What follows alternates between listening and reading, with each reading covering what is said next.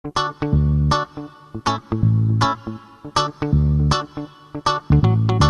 सबसे पहले समझते हैं कि स्ट्रेस और मेटाबॉलिक सिंड्रोम एक्स का क्या कनेक्शन है।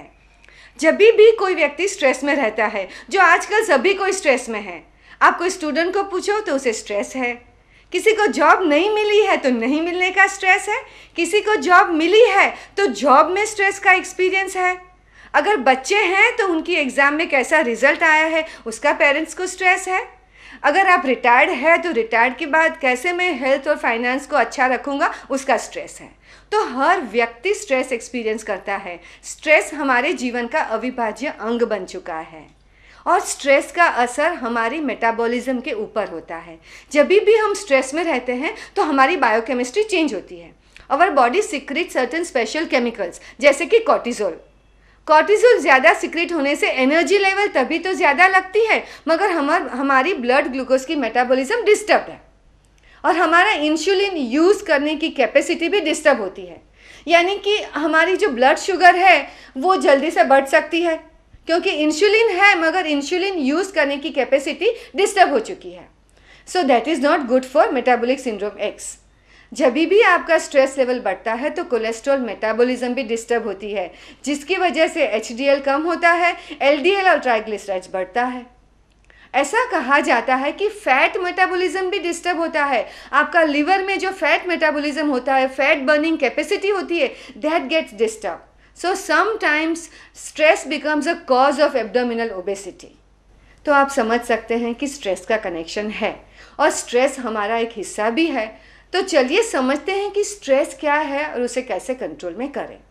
स्ट्रेस का मतलब ये नहीं है कि कोई बाहर से परिस्थिति हुई और इसकी वजह से ही हमें स्ट्रेस है। स्ट्रेस के 3 स्टेजेस हैं।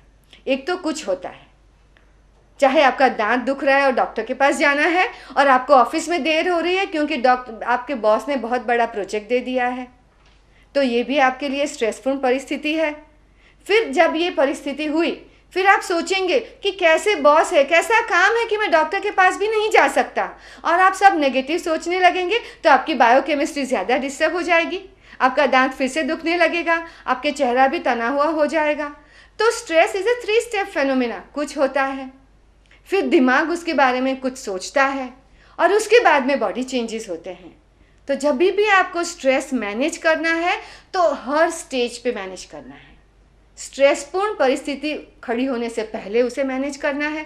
जैसे मैंने आपको एग्जांपल दिया कि डॉक्टर के पास जाना है और बॉस ने बड़ा काम दे दिया, तो उसके लिए आपका कम्युनिकेशन कैसा रहा आपके बॉस के साथ, that will help you to reduce your stress.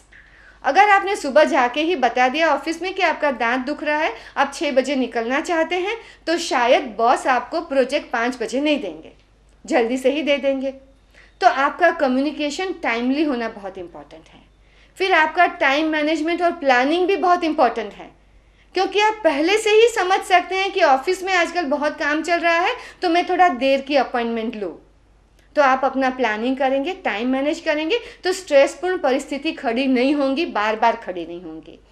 फिर दूसरी बात है स्ट्रेस में हमारा कम्युनिकेशन की स्ट्रेटजी। जब भी हम स्ट्रेसफुल लैंग्वेज में बात करते हैं, ज़्यादा शुड यूज़ करते हैं, ज़्यादा शुड नॉट यूज़ करते हैं, ज़्यादा यही सोचते रहते हैं कि क्यों हुआ, तो हमारा स्ट्रेस बढ़ेगा। उसकी जगह में हम अपनी लैंग्वेज में ज़्यादा कुड यूज़ करें, ज़्यादा फ्लेक्सिबिलिटी रखें और अपना प्लानिंग ठीक से करें, और वाई की जगह क्यों हुआ उसकी जगह अब मैं क्या कर सकता हूँ उसके बारे में सोचें, तो स्ट्रेस ज़रूर कम होगा।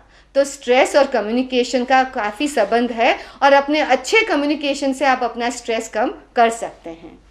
फिर स्ट्रेस कम करने के लिए अपना नॉलेज बढ़ाना भी इम्पॉर्टेंट है। जितना आप इंटेलेक्चुअली अच्छे रहेंगे, नई चीज़ें जानते रहेंगे, अपने जीवन में आगे बढ़ते रहेंगे, तो स्ट्रेस कम होगा। अगर कोई प्रोजेक्ट हाथ में आया मगर उसके बारे में आपको जानकारी नहीं है, आपने अपना नॉलेज लेवल बढ़ाया नहीं है, तो आपको स्ट्रेस बढ़ेगा। तो मैंने बताया ना आपको कि स्ट्रेसफुल परिस्थिति आने से पहले आप अपना स्ट्रेस कम कर सकते हैं। तो जैसे आप स्ट्रेसफुल परिस्थिति आने से पहले कुछ कर सकते हैं, वैसे ही अगर कुछ हुआ है तो अपने मन में उसका क्या इंटरप्रिटेशन आपका हो रहा है वो भी देखना सीखिए। अगर आपका माइंड नेगेटिव इंटरप्रिटेशन करता है तो आपको स्ट्रेस बढ़ेगा, उससे अच्छा है कि आप देख लीजिए कि क्या हुआ है, उसमें क्या सही है क्या गलत है समझ लीजिए, और बाद में ही तय करिए कि ये अच्छा है या बुरा है। हम ज़्यादातर ये बुरा है ऐसा ही मान लेते हैं और फिर ऑटोमेटिकली हमारी बायोकेमिस्ट्री ज़्यादा नेगेटिव हो जाती है। तो हर दम आपका मन क्या सोच रहा है वो बहुत ही इम्पॉर्टेंट है, और उसकी तरफ आज से ध्यान देना शुरू कर दीजिए।